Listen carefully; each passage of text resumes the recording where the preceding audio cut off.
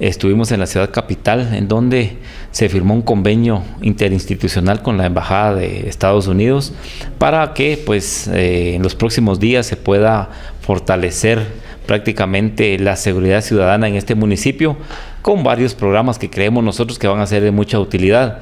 Yo creo que mucha de la población tiene conocimiento que ya se instalaron algunas cámaras. Sin embargo, creemos nosotros que con este convenio se podría mejorar la instalación de más cámaras en el municipio.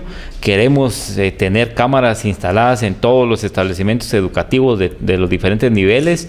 Queremos instalar cámaras en los comercios del centro histórico. Queremos instalar cámaras en los ingresos y egresos hacia el municipio de Santa Cruz de Quiché. También se piensa en su momento fortalecer lo que es la PMT.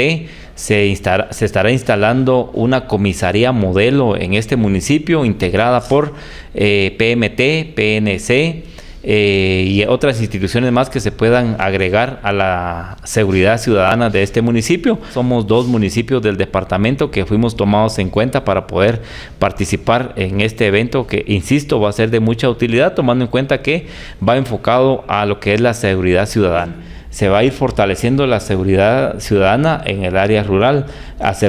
Vamos a tener acercamientos con sociedad civil, con los comités organizados. Esto con la intención, insisto, en que el municipio de Santa Cruz de Quiché se convierta en un municipio modelo en cuanto a seguridad ciudadana. ¿Es el otro municipio que será tomado en cuenta?